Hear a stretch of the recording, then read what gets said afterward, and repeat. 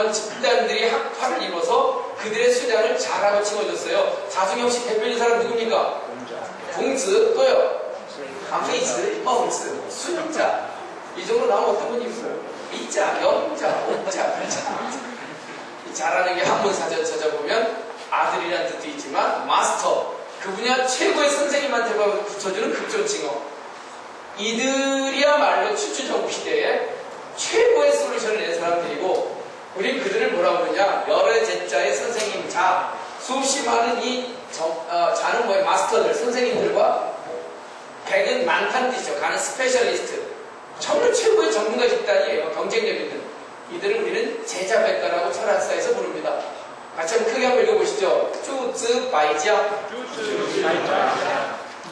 이들이야말로 그 당시 생존에 대한 절박감을 반영하여 최적의 솔루션들을 냈고, 그것이 컨피셔니즘, 타오이즘, 육아철학, 도가철학, 거대한 학문적 이론 체계를 만들어 나갔습니다. 그래서 이들에 대해서는요, 누구야? 덩샤오핑 1979년 심천에 가서, 야, 이제 우리 제발 좀 검은 고양이, 흰 고양이, 제발 너 죽고 나서 이제 얘기 좀 하지 말자. 색깔이 지금 뭐가 필요하냐, 이 어려운 난세에. 고민은요, 쥐자지 않는 고양이에요. 그게 제일 중요하지. 무슨 색깔이 무슨 중요하냐는 거 아니에요. 가이와 가이화, 개혁개방하자. 실용주의로 이제 이념 논쟁이 끝나고 오로지 실리적 생존. 그러려면 우리가 정말 과거로 돌아가서 베이직을 살펴봐야 된다. 그런 의미에서 춘추전국 시대 때 이 자라고 하는 사람들이 만든 어마어마한 생존 전략서, 논어, 맹자, 도덕경, 손자병법 같은 책들을 이런 식으로 표현합니다. 그들을 공부해야 된다 그러면서 수없이 많은 플라워들, 아주 수없이 많은 꽃들이라고 표현하면서 그 화려한 꽃들을 다시 한번 보자는 거예요. 그래서 그 시대 뭐라 그럽니까? 수없이 많은 화려한 꽃들이 활짝 피었다. 뭐라 그래요? 백화? 수복은 아닙니다. 수복은 이따 드시고요. 와이화, 지화. 지는 이제 together, 동시에 황, 블라썸, 활짝 폈다는 거 아니에요. 춘추전국 시대에 가장 화려한 꽃이 폈어요. 그 뒤로는 논어 책이 안 나옵니다. 논어 해석, 논어에 대한 주석수밖에 안 나와요. 정말 여러분들 인생에서 가장 경쟁력 있을 때가 언제입니까? 40대입니까? 그때 같이 한번 처절했습니까? 그때 가장 생산점이 단단해진 거죠. 아니면 뭐 공부하실 때가. 어쨌든 이들이야말로 제가 오늘 분명히 이 자리에 모셔서 요즘 같은 난세에 어떻게 정말 프라이드를 느끼고 흥인하게 살아야 되느냐, 나가 비록 힘들고 어려운 포도가 다가올지라도 내 문양을 잃지 않고라는 질문에 대한 답을 줄 세 사람을 오늘 모시겠습니다. 슈퍼스타 K라고 혹시 모르시겠어요? 한번 좀 이분들 중에 꼭 여기서 모셔서 보따리 3개 하나씩 내놓으면 돼요. 이 자브라더스 중에 아주 최고의 슈퍼스타. 첫 번째 누굴 모실까요? 공스. 이분이야말로 정말 그냥 맹자왈, 순자왈 이렇게 나오고요. 킹오브자. 그냥 정말 이 공자는 2500년간 아시아인들한테 가장 많은 영향을 끼쳤던 정말 저 자브라더스의 넘버원입니다. 이 정도 되면 거의 가왕, 조용필 정도 됩니다. 그럼 조용필 있으면 나오나도 나와야죠. 두 번째 슈퍼스타 누굽니까? 공자 다음에. 맹자는 아닙니다. 맹자는 공자 사후 120년 뒤에 타나서 공자의 철학을 팔로워죠. 백댄서 출신입니다. 공자 정도 같이 붙으려면 나오나 정도 라오즈. 중국 문명은 이 두 축이에요. 컨피셔니즘과 타오이즘, 공자와 노자. 둘은 동시대를 살았지만 춘추시대 말기 완전히 시대를 바라보는 시각 자체가 달랐고 솔루션 자체가 달랐어요. 육어와 도가는 확실하게 보따리 자체가 다릅니다. 인간의 문양에 대한 질문에 대한 답이. 두 사람 모시기 쉽지 않습니다. 세 번째 슈퍼스타 누굽니까? 손 어떻게 하셨어요? 그림을. 어쨌든 이분은 꼭 모시고 싶어요. 왜요?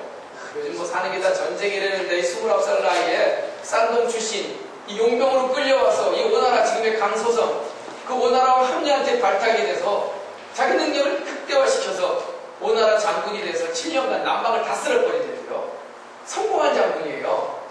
그래서 지금의 그 지앙수, 저지앙, 지앙시앙후의 후베이, 후난 이 남쪽을 다 쓸어버린 정말 최고의 전략가 손자병법을 쓴 손자돈을 제가 한번 모셔봤습니다. 이분들 섭외하기가 쉽지 않아요. 특히 토요일 날 특별한 여러분 정도의 그 훌륭하신 분들이 오시니까 나오시는 겁니다. 그리고 이분들이 제일 싫어하는 게 한꺼번에 보내는 걸 싫어해요. 조용필 나오나 같은 분의 쓰려면 쓰겠어요? 이렇게 얘기했어? 안 써요. 그래서 제가 엄청나게 설득. 제가 부르니까 오는 거죠. 그리고 저도 사실은 세 분을 한꺼번에 강의하고 싶겠어요. 하나하나가 대체 아이템인데. 이 블라드 하고 잇몸 치료하고 때로 3번 불러야 이게 진료비가 되지. 이게 한꺼번에 싹 치료하고 좀 그렇잖아요. 근데 뭐 저를 여기서 2번 부를 필요는 없는 것 같으니까 한 방에 끝내겠습니다. 그래서 오늘 3분을 모실 테니까 질문은 그거예요. 인간 문양. 사람은 사람의 살아가는 패턴이 있다. 힘들 때 그때 정말 어떻게 살아갈 거냐는 질문에 2500년간 에이션 퓨처 오래됐지만 어쩌면 미래의 답을 줄 수 있는 최고의 슈퍼스타 이 석학들에게 오늘 한번 하나씩 답을 찾는 게 오늘의 강의의 초점입니다. 좋습니다. 빨리 불러보죠. 우리 무대의 첫 번째 손님 누굴 모실까요? 그래도 멀리서 오셨는데 그래도 뭐 조용필 오빠하고 왜 콘서트 가면 박수도 치는데 공자님하고 좀 박수도 쳐야 나올 거 아닙니까? 첫 번째 슈퍼스타 누구요?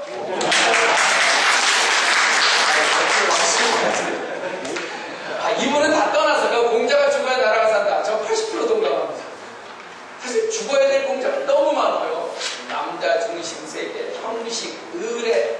정말 이건 죽어야 될 공자인데 공자가 이 얘기 들으면 원통이에요. 나 그런 적 없는데 왜 나 팔아먹었냐 어떤 남자놈이. 아마 예수님도 원통이 하실 겁니다. 그분 팔아서 이상한 짓 하는 분들 많잖아요. 부처님도 그렇고 오리지널리티는 안 그렇거든요. 안 그러면 성인이 될 수가 없죠. 보편성을 잃어버리면 남자만 있는 세상의 주인이고 이런 사람이 어떻게 성인이 되고 보편성을 확보하겠어요. 공자라는 사람은 제가 오리지널로 한번 들어가 볼게요. 다 떠나서 이 컨퓨셔스, 공푸스 이 사람은 출생이 이분의 모든 걸 알려줍니다. 이분의 출생에 대해서는 사마천이라는 역사가의 사기라는 역사책 안에 공자세가라고 하는 글을 좀 빌려야 될 것 같아요. 비교적 가장 정확하게 그의 일생을 적은 것 같아요. 공자의 출생은 요즘 말로 하면은 최악입니다. 이런 표현을 써요. 공자의 출생은 야합이었다. 야합이라는 단어 들어보셨나요? 한자에서는 그냥 되죠. 들판에서 합해서 그래서 태어난 인물. 웃으시는 분들은 들에서 합해본 경험이 있으시거나 보리밭이라든지 뭐 연정 이 야합한다는 얘기가 굉장히 왜 들에서 만나요? 정상치 못한 만나면 다 야합이라는 거예요. 야합. 근데 어쨌든 공자의 출생은 야합으로 시작이 됩니다. 공자를 믿고 종교화시키는 사람들은 별로 안 좋아해. 이 구절을. 내가 믿고 존경하는 사람이 왜 들판에서 앞에서 태어나야 되느냐. 역사가 그렇게 적고 있는데요. 구체적으로 얘기하면 공자의 아버지는 70살 먹은 퇴역한 군인이었고 그의 세 번째 여인이었던 17살의 안징제. 공자의 친엄마 성이 안씨입니다. 공자를 낳았다 이렇게 시작이 돼요. 나이차가 좀 있죠? 공자 아버지는 첫 번째 부인한테서 딸만 9을 낳았답니다. 남의 집 얘기 자꾸 이렇게 해도 되죠. 공자 이복 누나가 9이고요. 두 번째 부인한테 아들 하나 낳았는데 공자 이복형이 다리를 못 쓰는 핸디캡이 있었대요. 그러고 나서 결국은 세 번째 여자가 17살의 안징제인데 이제 정상적인 혼인관계를 안 거치고 그냥 공자를 임신시킨 거예요. 그리고 낳고 공자가 태어나자마자 3살 때 아버님은 죽어요. 호르몬이 밑에서 공자는 아버지 기억이 전혀 없습니다. 논어 14,800글자 중에 아버지 얘기가 안 나와요. 어떻게 보면 어머니 직업도 아주 간단해요. 무속인이다. 이 정도 되면 흑수저의 가장 대표 아닙니까? 이 부분이 컨퓨셔니즘, 유교의 가장 중요한 시작이에요. 공자는요, 모든 책에 똑같아요. 논어책에 보면 자한편에 그래요. 내 어린 시절은 딱 2글자입니다. 빈. 난 정말 가난했다. 천. 그리고 지위가 낮았다. 근데 유교인들은요, 그 빈천을 얼마나 자랑스럽게 얘기하는지 몰라요. 그럼에도 불구하고 그 가난과 그 천한 지위를 딛고 지금의 내가 됐다는 거예요. 고로 다능. 그래서 만을 따자 능력능자. 능력이 많게 되었다. 오소야 처녀라 고로 다능 비사라. 아주 유명한 논어 구절입니다. 그러니까 유교인들이 바라보는, 특히 공자가 바라보는 인간에 대한 관점은 그거예요. 그 사람은 출신과 성분과 배경이 그렇게 중요하지 않대요. 왜? 인간은 태어났다는 존재 자체가 이미 하늘이라는 위대한 하늘다움을 부여받아서 태어났기 때문에 그 과정을 천명이라고 부르고 인간에 내재된 위대한 하늘다움을 천성이라고 부릅니다. 하늘천자 성풍선자. 하늘다운 본성이 우리 안에 있기 때문에 인간은 비록 천하게 태어나고 가난하게 시작해도 그 안에 있는 위대한 하늘다움을 깨워내기만 한다면, 다시 말하면 내 안에 잠자고 있는 그 용을 깨워내기만 한다면 얼마든지 내 안에 있는 용이 하늘로 올라가서 하늘과 하나 될 수 있는 천인합일의 위대한 내가 될 수 있다는 게 유교가 바라보는 인간관입니다. 동의하십니까? 개천에서 용 날 수 있습니까? 별로 대답 안 하시고. 용 되신 겁니까, 여러분들? 개천에서? 아닌가요? 환경물에서? 그래서 저 산골 꼴짝이 경상도 산골에서도 그 희망만 있으면 돼요. 그래, 내 안에 용만 깨우면 나도 저 위대한 하늘의 용이 될 수 있다라고 하는 희망이 유교 컨디셔니즘. 아마 유교 자본주의가 있다면 우리의 모든 근현대의 이 아픈 현실은 우리의 그 용을 깨워내는 굉장히 중요한 계기가 됐을 거예요. 포기 안 하시군요. 우리 어머님들이 내 자식 가르치는 거 포기 안 하신 거예요. 무릎 안 꿇은 겁니다. 왜? 나도 용이 될 수 있다는 그 가능성 때문에. 물도 주시고 감사합니다. 그래서 어쨌든요. 자, 다음 한마디만 할게요. 여기서 제가 유교를 전체 설명합니다. 공자는 인간은 태어날 때부터 누구나 하늘다운 천성을 갖고 있으니 그 잠자고 있는 용을 깨워내야 하는데 단 그 용이 언제 깨어나느냐가 질문입니다. 내 안에 잠자고 있는 용이 언제 깨어날까요?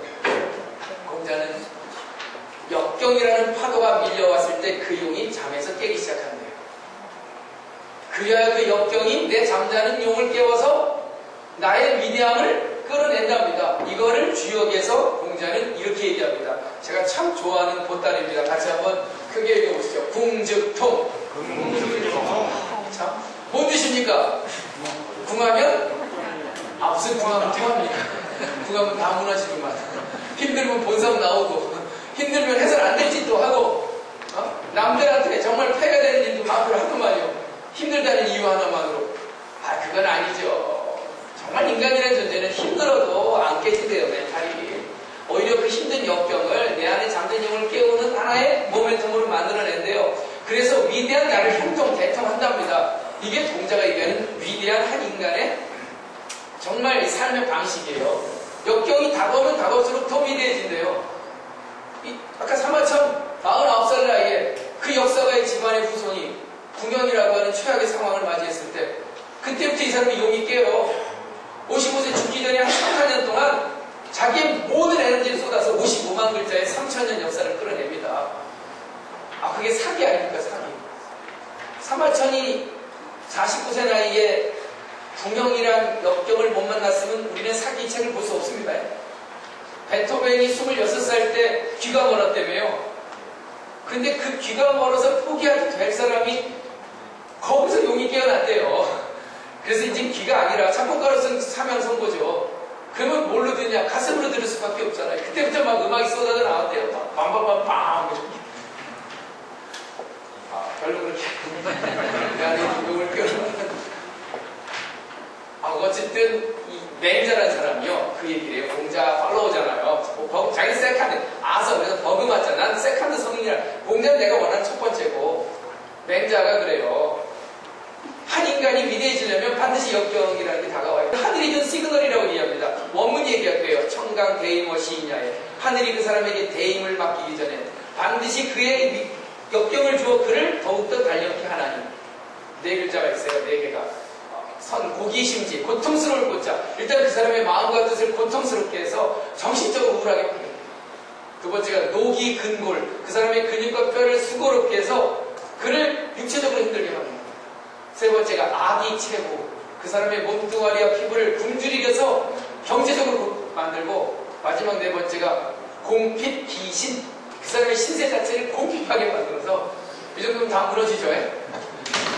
정신적, 경제적, 육체적으로 다 무너졌을 때 그걸 견뎌내는 자에게 하늘은 대임을 내려서 본임금, 순임금, 우임금, 탕임금, 문왕, 주왕, 주공 수없이 많은 위대한 역대 대임을 이끌었던 리더들은 다 이런 역경이란 인턴십을 거쳤다는 거예요. 시진핑 지금 그거 얘기한 거 아닙니까? 자기 9살 때 아시아 황제에서 그 문화혁명 때 쫓겨 내려가서 그 역경을 거치고 지금 당성이 거쳐서 여기까지 올라온 거 아니에요? 그래서 맹자의 마지막 구절이 제 인생에 아주 화두입니다. 너같이는 편안하고 즐겁고 안락하다면 미안하지만 그건 하늘이 널 죽이려는 시그널이에요. 같이 한번 읽어보시죠. 사어알락. 죽을 사자요. 희한하죠. 내가 편안하고 즐거운데 왜 그게 날 죽이는 일이지? 미안하지만 너가 근심도 많고 걱정도 많고 고통스럽다면 난 하늘이 널 살리려는 시그널이에요. 이것도 한번 해보세요. 생어우한.